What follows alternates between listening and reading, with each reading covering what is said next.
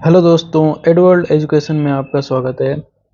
आज हम आपके लिए एक नई सीरीज लाए हैं जिसमें हम टॉपिक वाइज डिस्कस करेंगे। कोई भी इम्पोर्टेंट टॉपिक होगा उसके बारे में हम डिटेल में डिस्कस करेंगे और यह आपके लिए मेंस लेवल तक के आंसर राइटिंग की प्रैक्टिस भी हो जाएगी और इससे आपके जो वनडे एग्जाम में क्वेश्चन बनते हैं वो भी इसी से बनेंगे। इसमें काफ़ी फैक्ट होंगे जो आपके लिए वनडे एग्जाम में भी काम आएंगे। तो हमारा आज का सवाल है कि भारत की संसदीय संरचना की विवेचना करते हुए संसद की संवैधानिक स्थिति पर प्रकाश डालिए। ठीक है, तो ये है कि संसद भारत की सर्वोच्च विधायी निकाय है, क्योंकि संसद हमारे कानून बनाती है। पूरे कानून की प्रक्रिया जो बनती है वो संसद में बनती है कानून निर्माण के लिए।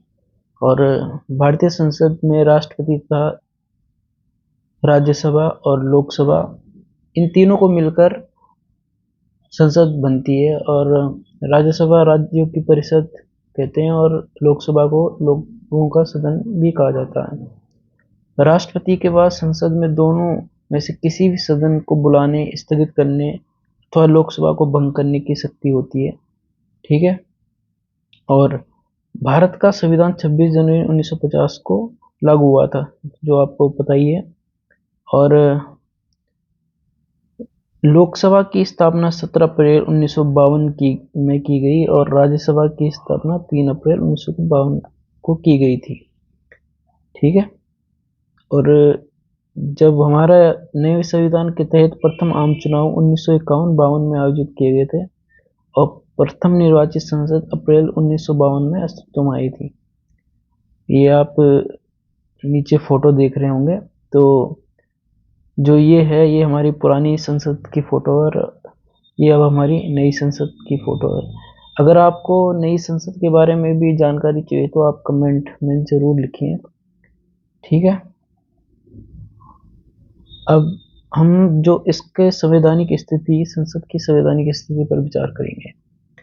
तो भारत संविधान के अनुच्छेद 74 और 75 के अंतर्गत केंद्र में तथा अनुच्छेद 163 और 64 के अंतर्गत राज्यों में संसदीय प्रणाली की व्यवस्था की गई है। तो 74-75 में मंत्रिपरिषद और संसद, जो मंत्रिपरिषद होती है वो संसद के प्रति होती है। और ठीक है, अब आएंगे हम भारतीय संविधान के अनुच्छेद 79 में संसद का प्रावधान किया गया है, जिसमें 3 अंग होते हैं: राष्ट्रपति, राज्यसभा और लोकसभा। ठीक है, जो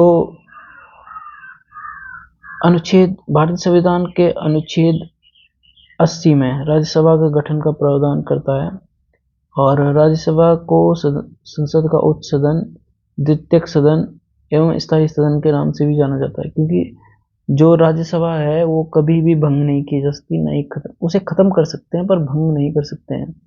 ठीक है, राज्यसभा के सदस्यों की अधिकतम संख्या 250 होती है और वर्तमान में इनकी संख्या 245 है और 12 सदस्यों को राष्ट्रपति द्वारा मनोनीत किया जाता है। राज्यसभा के सदस्यों का कार्यकाल 6 वर्ष होता है, जो प्रति 1/3 सदस्य हर दूसरे वर्ष में पुनर्गठित होते हैं या उनका चुनाव होता है। ठीक है, इसी प्रकार भारतीय संविधान के अनुच्छेद 81 में लोकसभा के गठन का प्रावधान है। लोकसभा को संसद का निम्न सदन और जनता का सदन या अस्थायी सदन के नाम से भी जाना जाता है। ठीक है, लोकसभा के सदस्यों की अधिकतम संख्या 552 हो सकती है और संसद में 543 सीटें हैं अभी और अधिकतम 543 निर्वाचित होते हैं। अभी जो 2 एंग्लो इंडियन है वो भी हमारे अब वो प्रावधान भी खत्म कर दिया है। सदस्यों के चुनाव से बनती है संसद और लोकसभा के सदस्यों का कार्यकाल 5 वर्ष होता है। और राष्ट्रपति और प्रधानमंत्री के बीच में एक अंतर है, जो काफ़ी बार मेंस में सवाल के रूप में पूछते हैं कि राष्ट्रपति नाम मात्र का कार्यपालिका का अध्यक्ष क्यों है और प्रधानमंत्री वास्तविक अध्यक्ष क्यों है। ठीक है, तो भारत की संसदीय व्यवस्था में राष्ट्रपति नाम मात्र की कार्यपालिका के तथा प्रधानमंत्री और उसका मंत्रिमंडल वास्तविक कार्यपालिका है और जिसका अध्यक्ष प्रधानमंत्री होता है। तो आपका वीडियो में बने रहने के लिए धन्यवाद।